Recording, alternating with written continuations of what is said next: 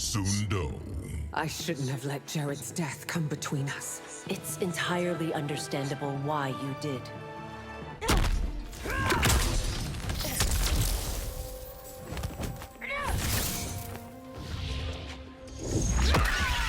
Round one, fight.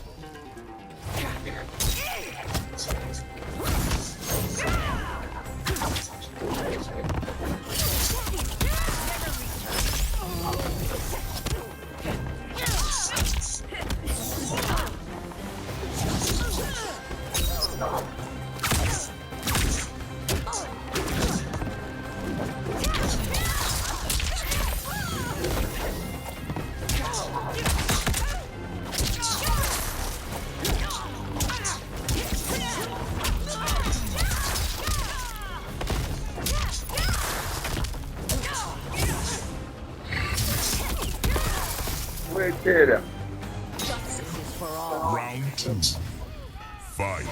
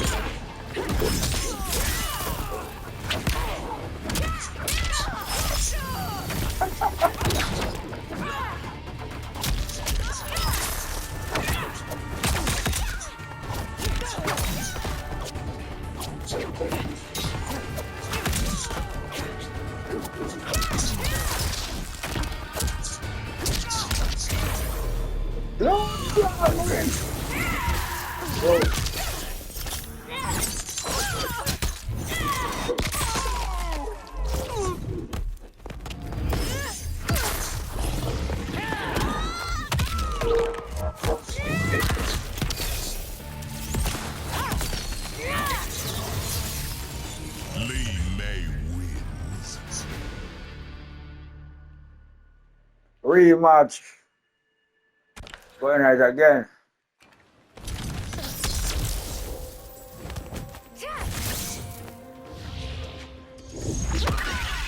Round one, fight.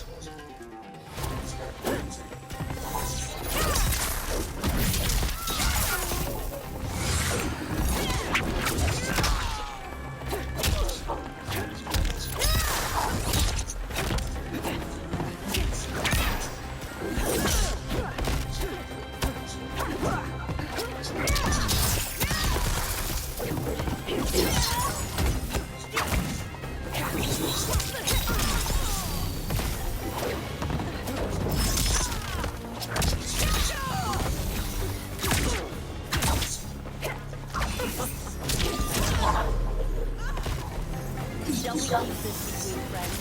Round two, fight.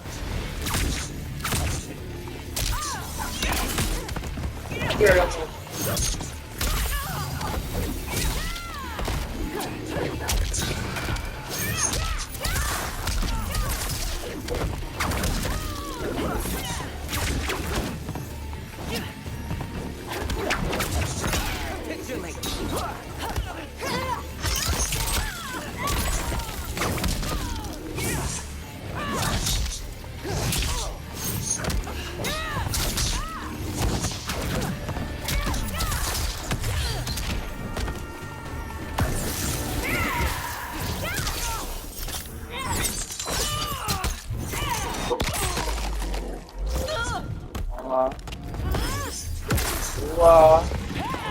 Finish me off. Don't away from alive.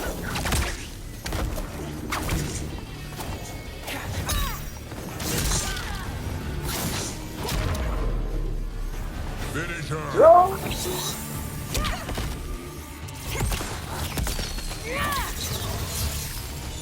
Lee May wins.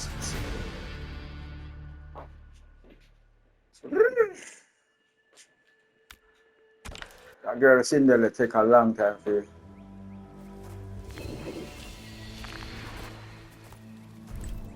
Cinderella now the ball. Tanya. Lee Sonya Blade, Frost.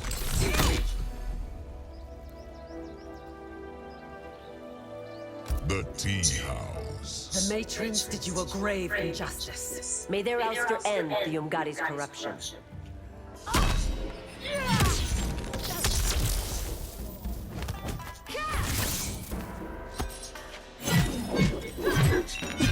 Round one, fight!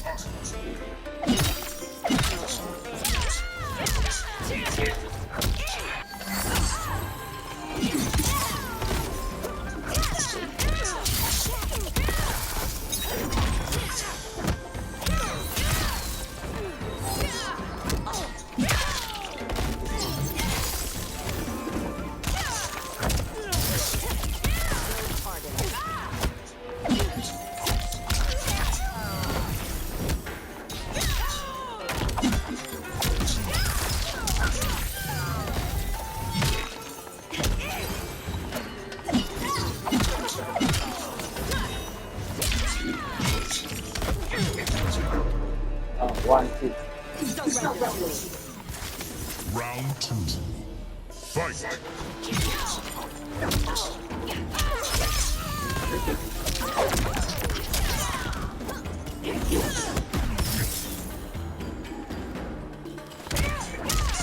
ตั้งตัวแล้วนะบล็อกจากรายฟอร์เป็นอะไรกัน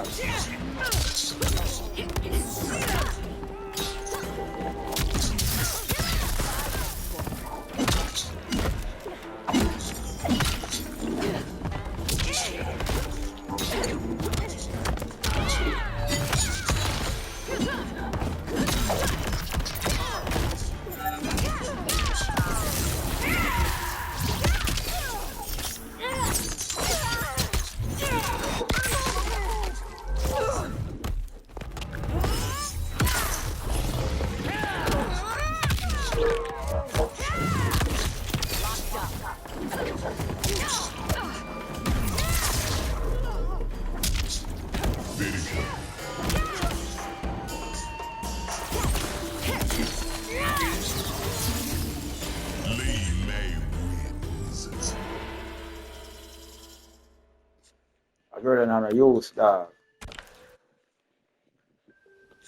Girl, I'm tired. And girl and not movement. Melina. Lee May.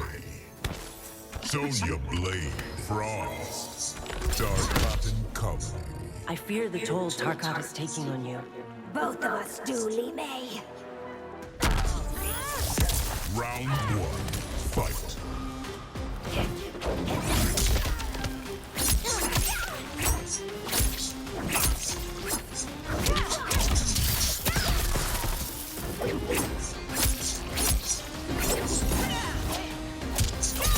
Wow, the one more class control now, pussy class, give me the input to me now. Fucking shit, man.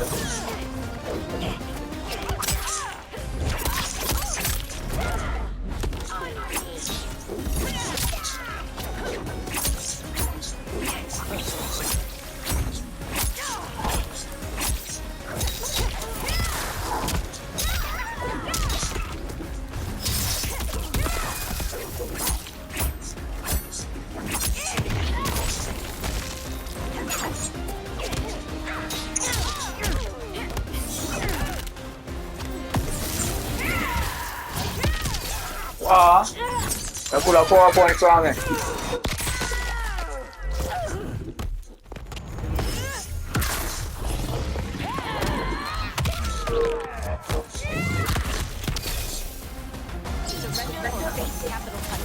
Round two, fight.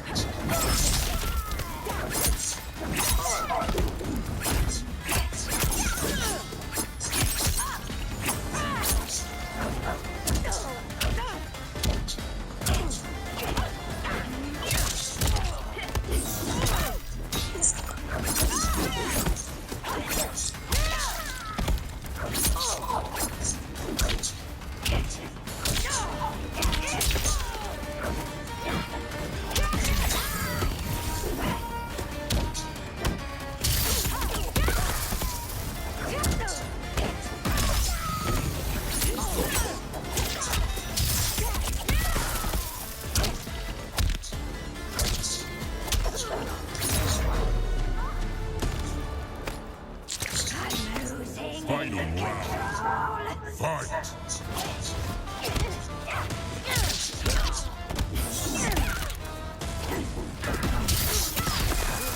Wow, all the combo card naman mo sa pa. Sabi na mo sa pa. Ganun ka sa sa pa.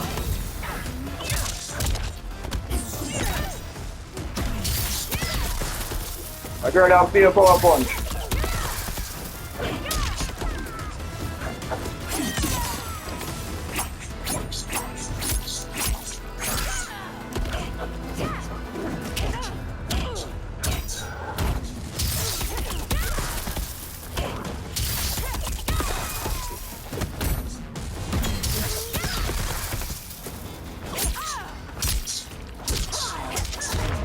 Okay, what the input are going faster. The computers are putting their input faster than my one.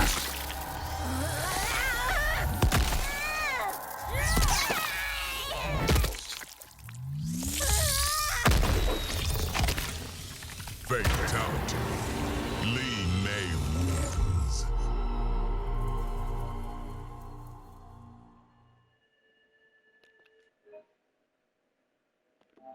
No way, I can't stop recording. I get that system. I can't pause the recording.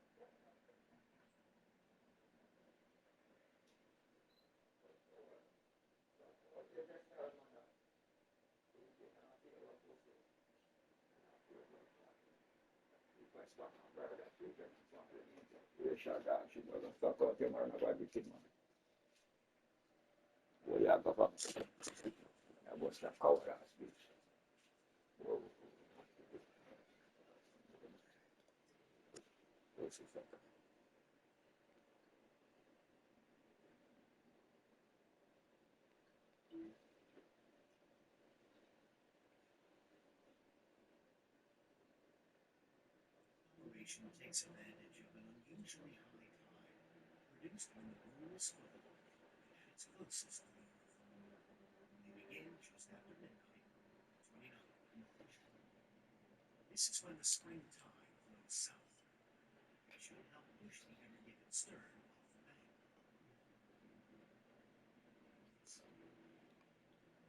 At first, it doesn't seem like their plan is working. Everything hinges on them freeing the ship tonight.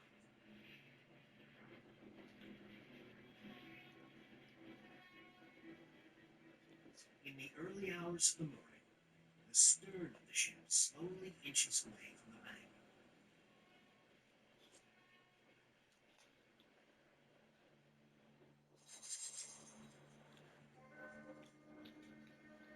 That afternoon, at the next high tide, tugs managed to slowly pull the bow clear, too.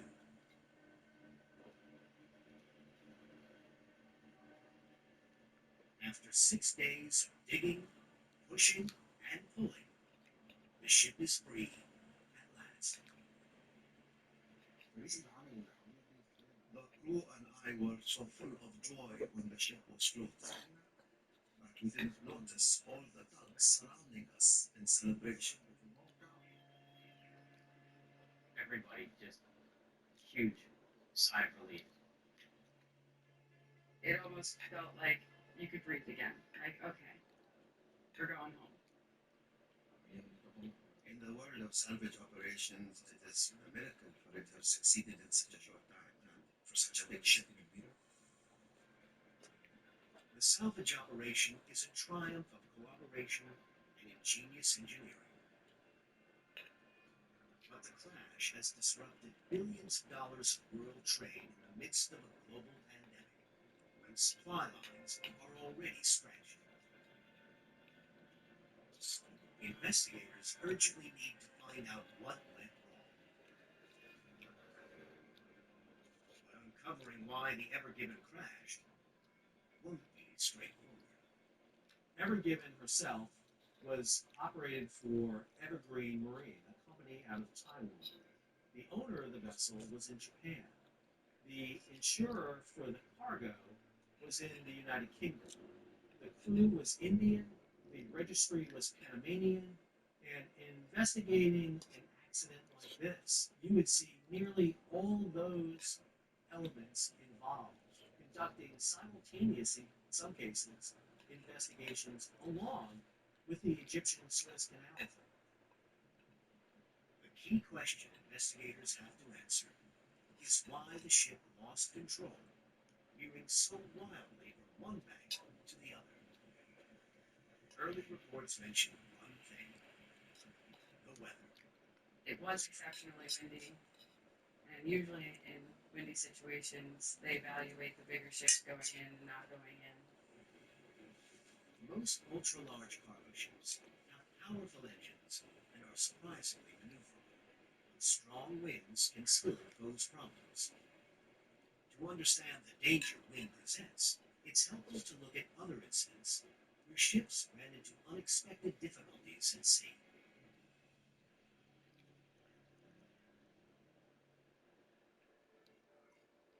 On January 26, 2016, the Modern Express cargo ship, carrying a 3,600-ton load of heavy machinery and logs, was approaching the Bay of Biscay en route to Le Havre, France. In Finisterre, on the north coast of Spain, Coast Guard Manuel Capians Alvarez was due to start his shift. The wind and rain were battering heavily. On the days of adverse weather conditions, you always fear that something serious could happen. As the Modern Express crossed the Bay of Biscay, strong winds forced the ship off course. The gale caught the high side of the ship like a sail. The vessel developed a dangerous 40-degree list. At 1:16 p.m., the captain sent a distress call. Los tripulantes solicitaron. The crew requested to abandon the ship. 2 rescue helicopters and a rescue plane were deployed. The 22 crew members were clinging to the steeply sloping deck, battered by more than 16-foot-high waves. They feared the ship could capsize at any moment.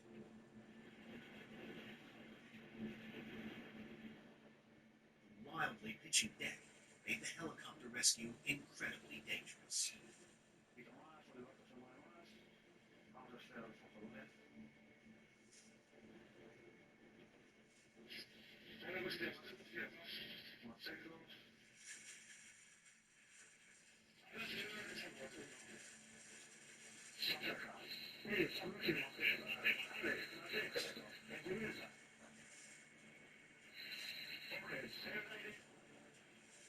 It took around 4 hours to haul all crew members to safety, one by one.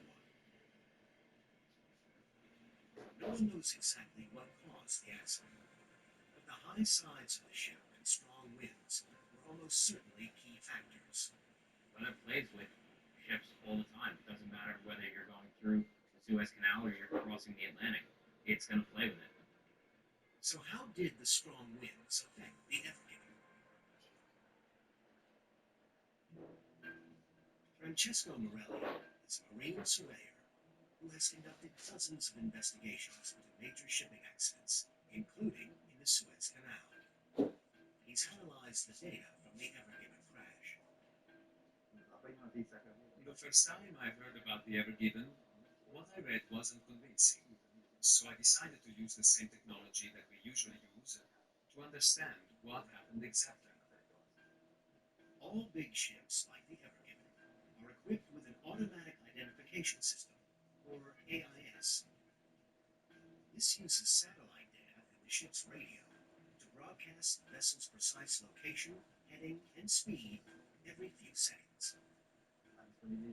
The availability of this data has made it possible to reconstruct this scenario in great detail.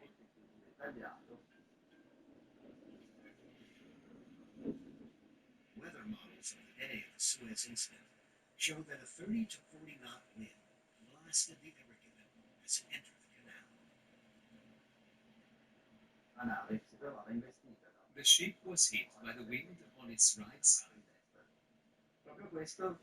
This caused the ship to be pushed towards the left bank and away from the center line of the channel. For Francesco, even though the ship didn't hit the bank this time, it never really recovered the center line. But he's convinced that wind isn't the only factor that caused the crash.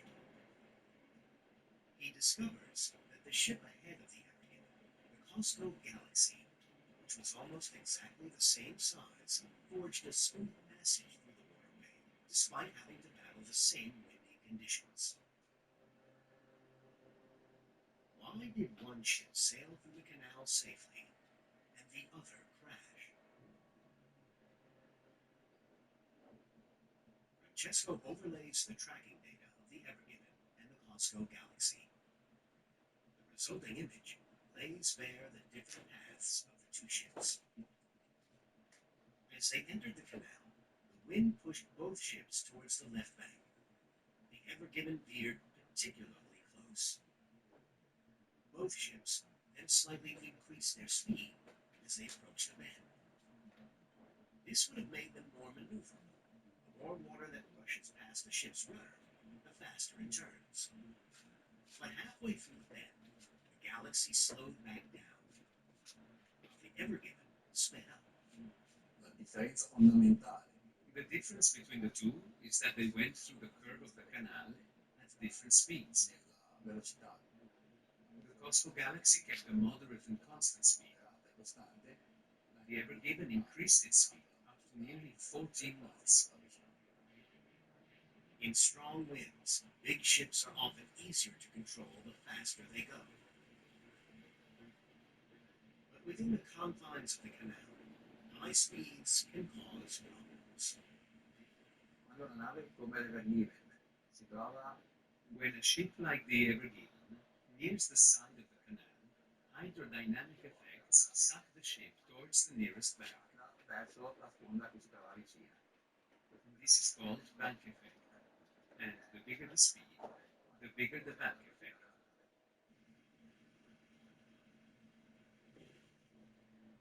As the Ever Given moved through the canal, its vast bulk displaced hundreds of thousands of tons of water. This rushed past the hull and formed a bow wave at the front. Francesco believes that as the ship got close to the bank, the bow wave formed a cushion that pushed the bow away. But further back, as the gap between ship and bank narrowed, the water flowed faster. When a fluid speeds up, pressure in the fluid drops, which in this case created suction that pulled the stern towards the bank.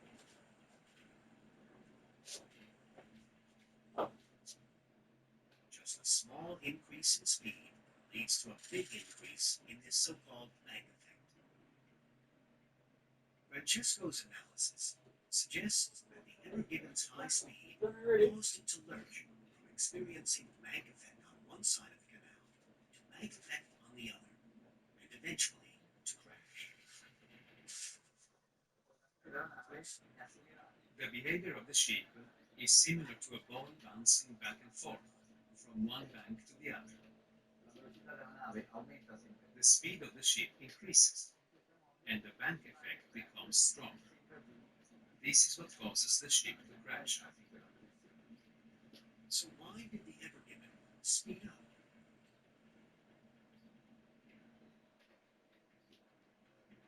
Faced with high winds, could the captain have simply made the wrong call, gone too fast, and lost control of his vessel? How do crucial decisions like this get made on the bridge of a ship? Clues lie in another tragic maritime disaster. On September 30th, 2015, the cargo ship El Faro, carrying 391 containers, over 100 cars, 33 crew members, was sailing 80 miles from Florida en route to Puerto Rico. The ship was on a regular route between Jacksonville, Florida, and San Juan, Puerto Rico, and made that trip back and forth week after week after week.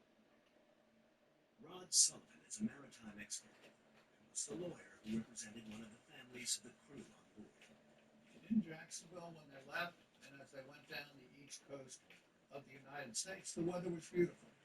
There was a light hurricane, Joaquin, force 1 or force 2, out somewhere in the Caribbean, but at the very time they left, they had no idea that they were going to be sailing directly into it. Hurricane Joaquin strengthened, turning into a Category 4 storm with 135 mile per hour. The winds are getting stronger, the waves are getting stronger, and the ship is becoming less and less controllable. The captain of the El Faro, Michael Davidson, could have changed course and taken a longer route that avoided the worst of the weather. But in the face of the gathering storm, the El Faro did the unthinkable. It sailed straight into the heart of the hurricane. You're looking at 120 mile per hour winds, which are extreme winds. And you're also looking at high seas, which are going to batter the ship on one side or the other. It's going to make it very difficult to control the ship. At 7:12 a.m., the captain sent an emergency message. Then, silence. They sent out fixed-wing aircraft looking for the location of the sinking. They sent out vessels and helicopters to attempt to see if there were any people, any survivors, and no survivors. An extensive search of the seabed uncovered the wreckage of the ship.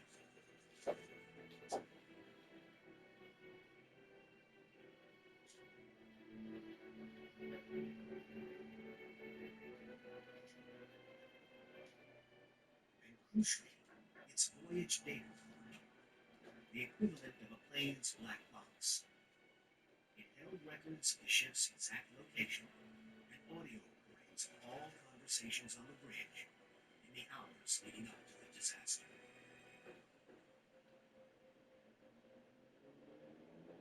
The last moments of this ship are really hard because all the crew members have gotten onto the railing and are trying to get off the ship, but there are 2 people left in the wheelhouse. There's Captain Davidson and there's one seaman. And as the ship lifts farther and farther to one side, the seaman doesn't have the strength to get to the high side of the ship. To Captain Davidson's credit, he stayed there to the very last minute to try to save the life of this one seaman. The audio recordings revealed their final words. I don't have a ladder up here. I can't extend it down here. I don't have a rope to pull you up. You are going to have to pull yourself up to this side of the ship in order to get out of here. The seaman is saying, Captain, I can't, don't leave me. And Captain Davidson is saying, I'm not going to leave you. And he doesn't. The sinking of the El Faro claimed all 33 sailors' lives. Every family of a seaman knows that they're involved in a dangerous occupation. Nobody expects that they're going to go out to sea and not come back. So why did Captain Davidson sail the Alfaro straight into Hurricane Joaquin? Audio recordings reveal confusion about the hurricane's severity and location.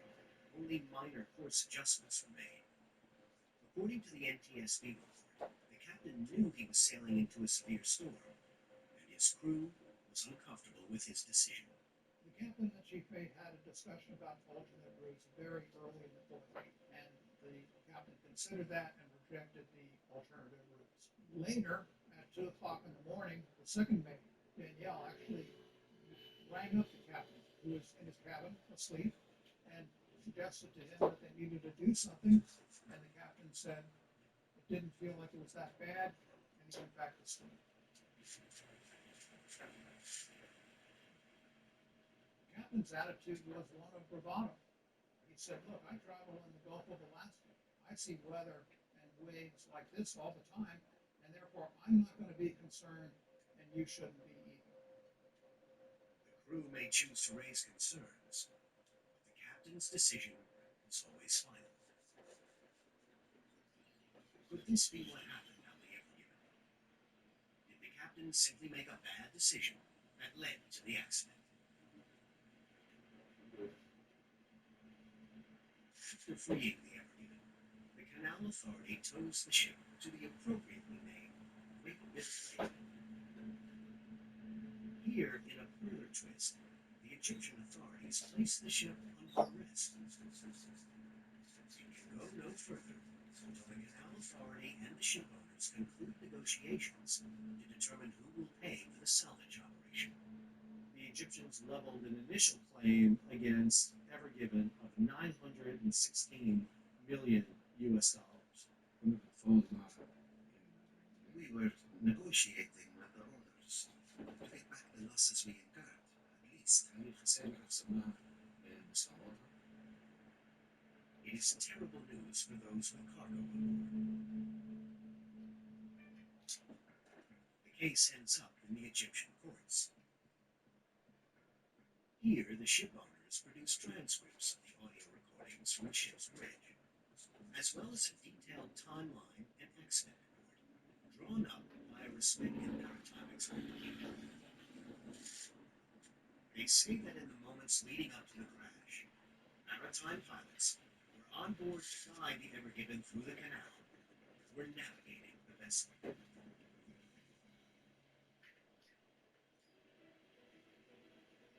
To understand events on the Ever Given's bridge, first we need to understand what happens when a maritime pilot boards a ship.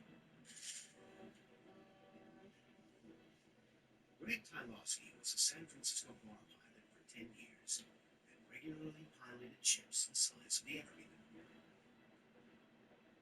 In a normal situation, I board the ship, I have an exchange with the master on what the plan for my routing will be. Once he's comfortable with the plan, or she's comfortable with the plan, and I'm comfortable with the situation on board the vessel, the pilot assumes navigational control of the vessel.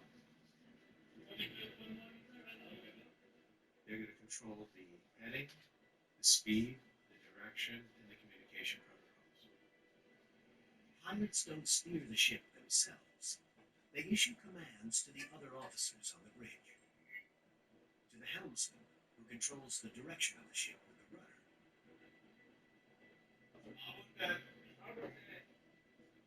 And the bridge watch officer, who controls the speed of the ship with the throttle.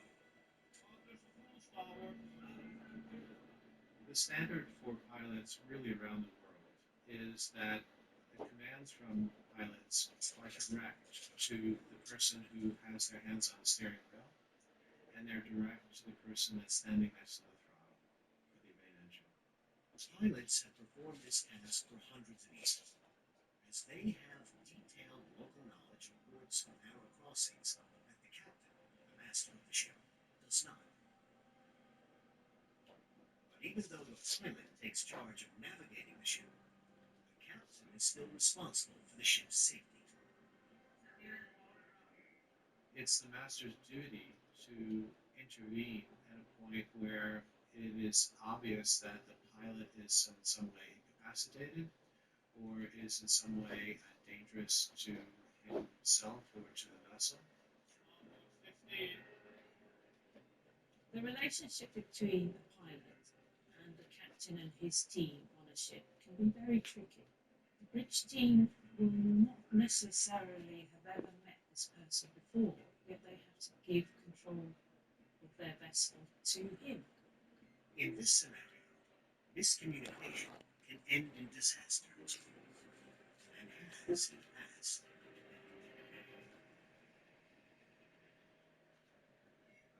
On November 7th, 2007.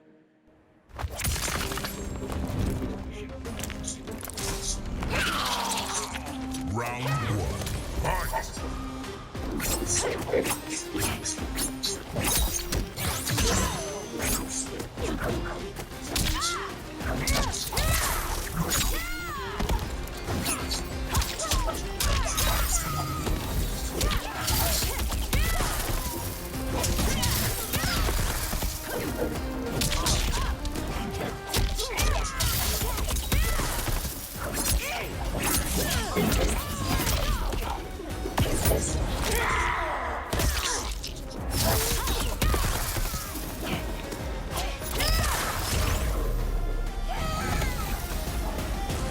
Justice is for all. Round two.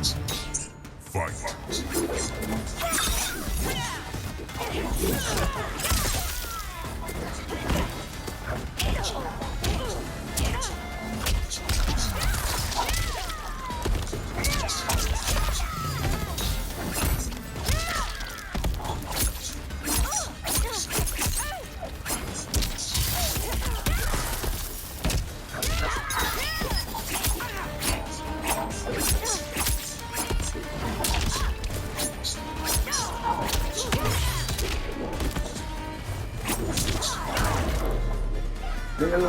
Finish her!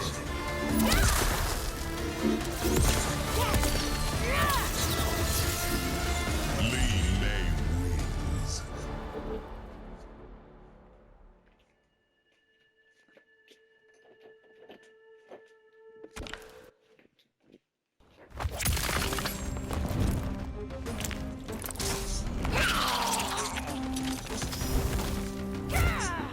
Round one. Fight!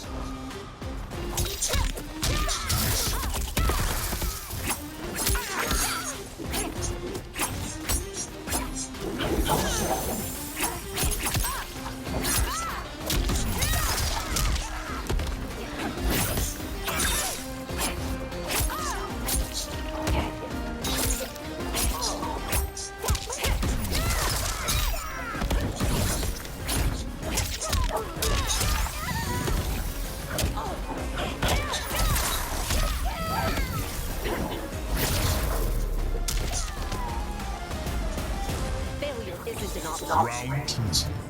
Fight!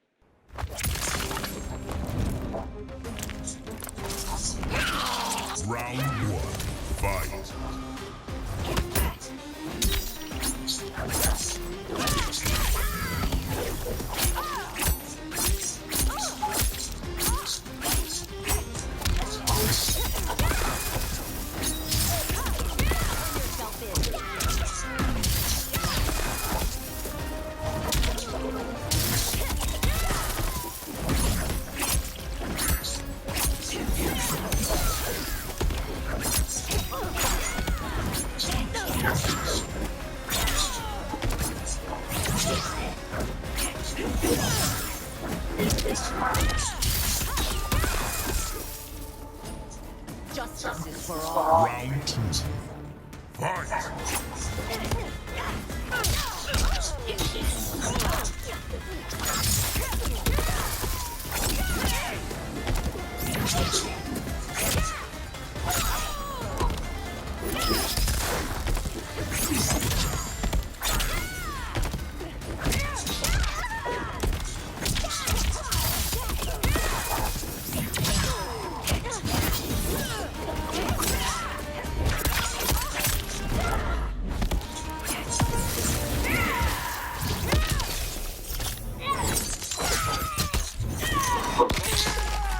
Oye, profesor de la chica.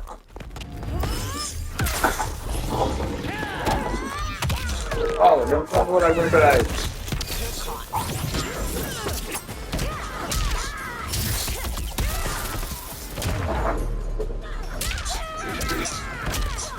Finish her.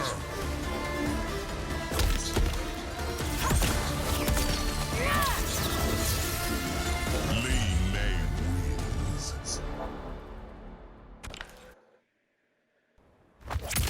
Round one. Fight.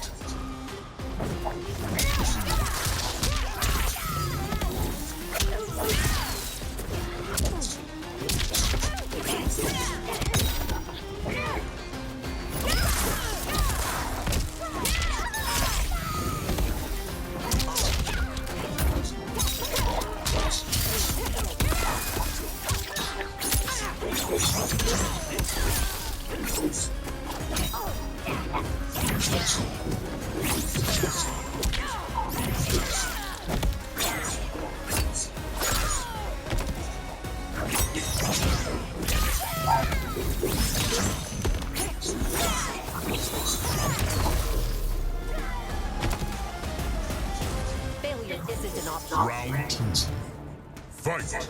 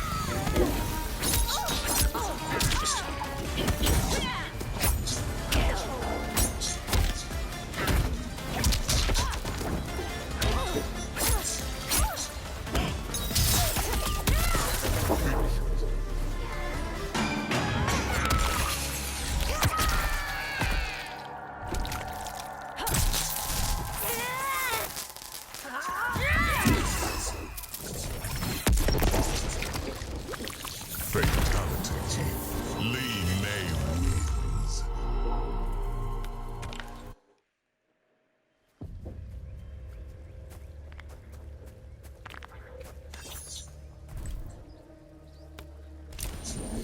Kitana. Lee May. Sonya Blade. Frost. The Great Hall. Resuming your old role is a waste of material. Being first constable is my first best destiny.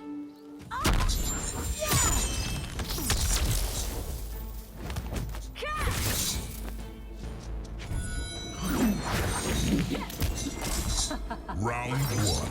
Fight.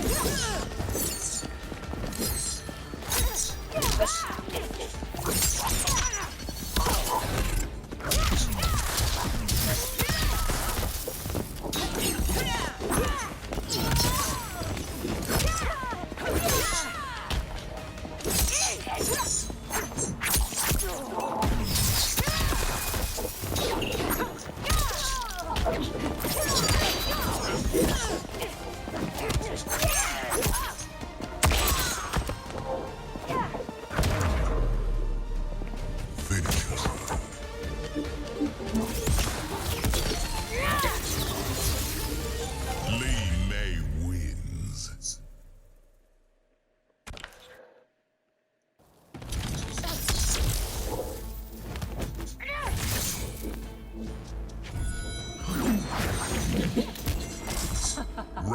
one, fight!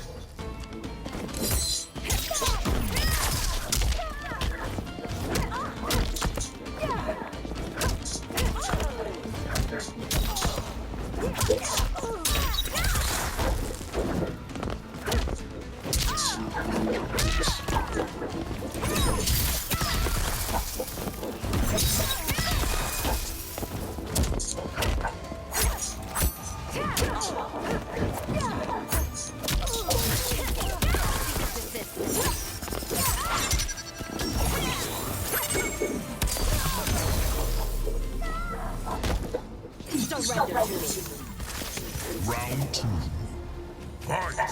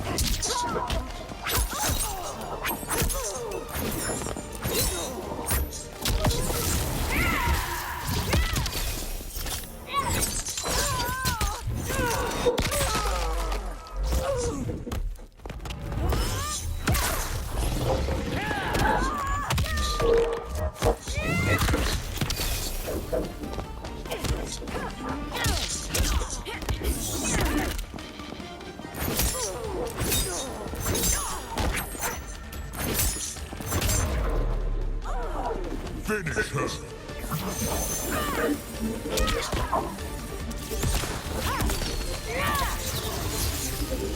Lee May wins.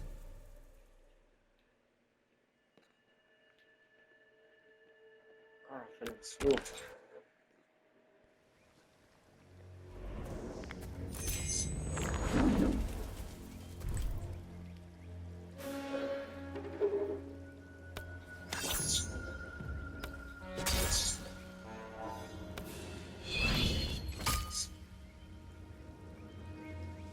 Reiko.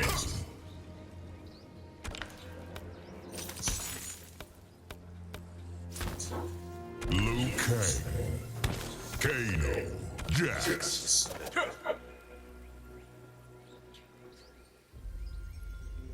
Trying to very hard to do it easy.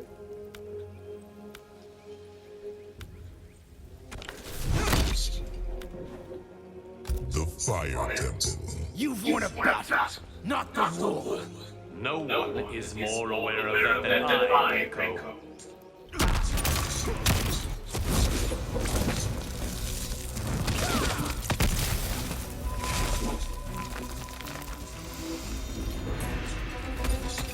Round one,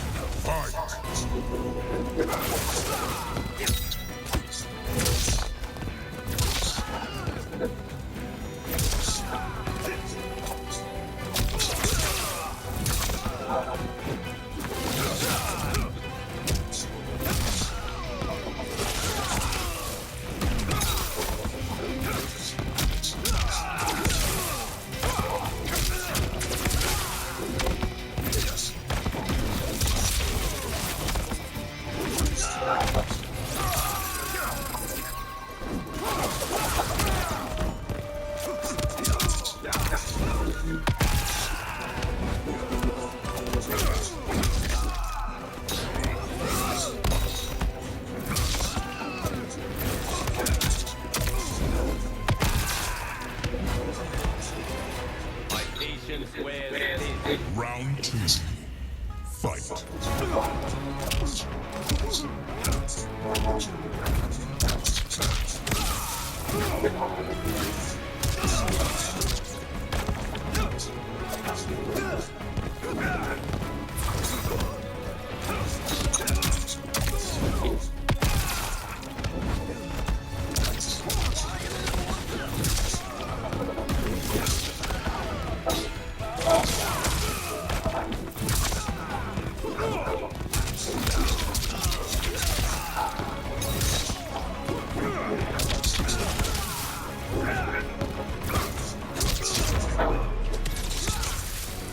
him.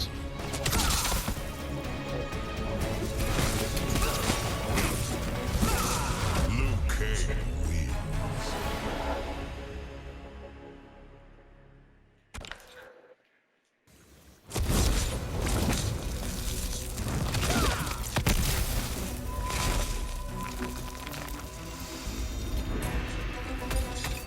Round one, fight.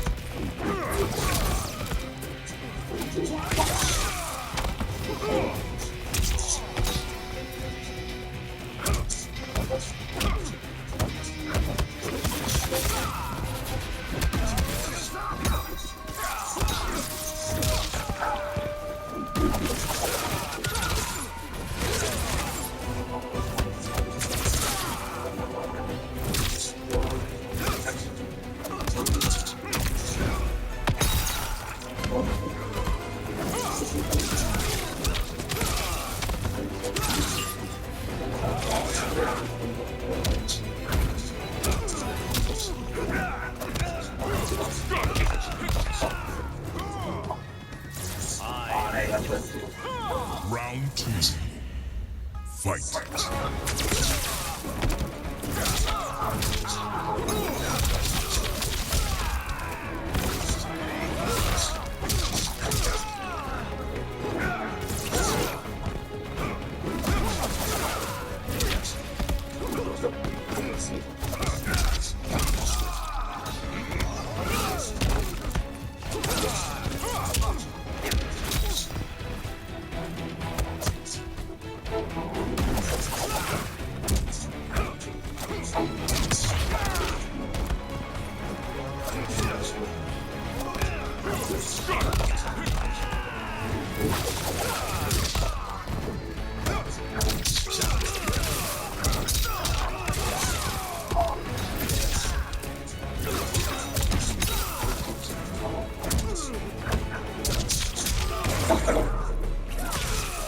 Finishes.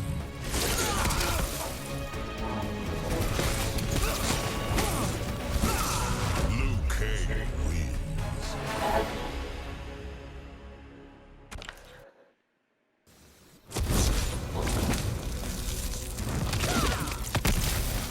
Round one, fight.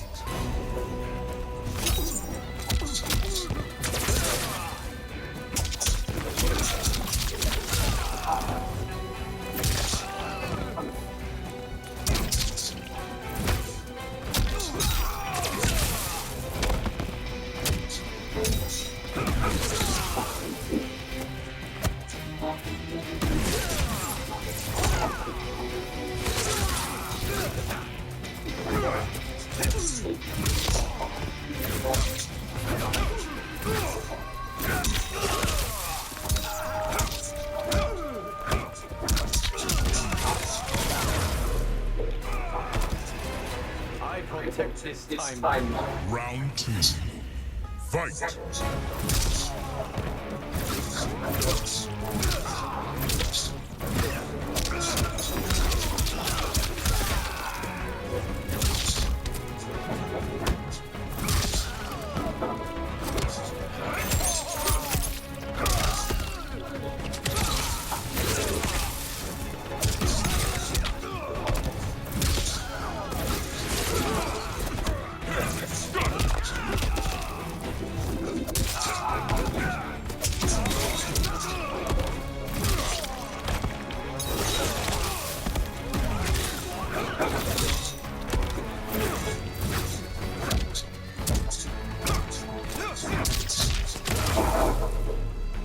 Finish him.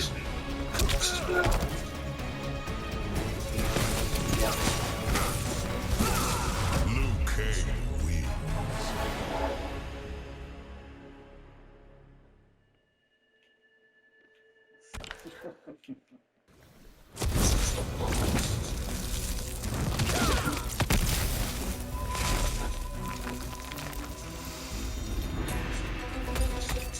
Round one, fight.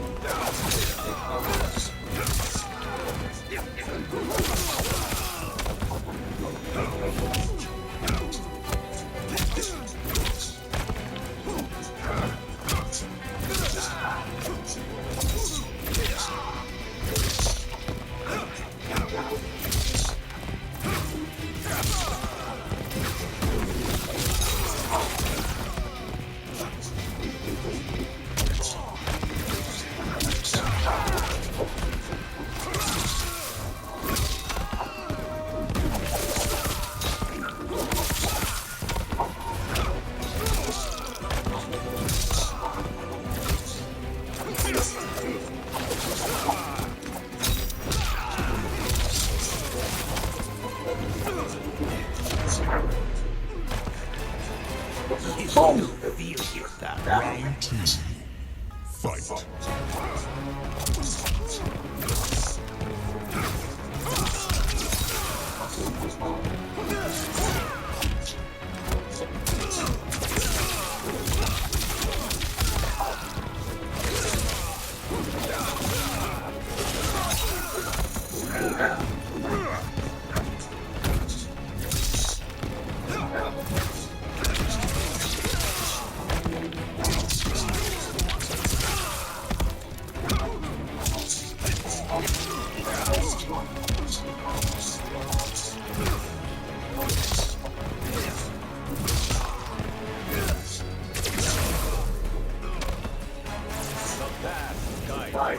Final round.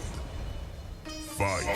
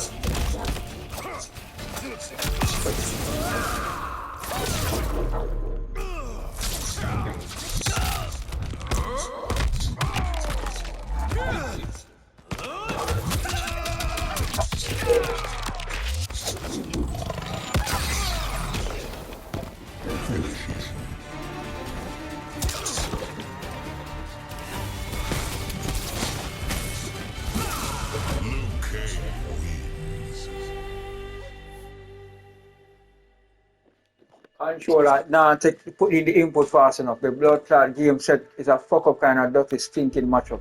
Matchup unjust.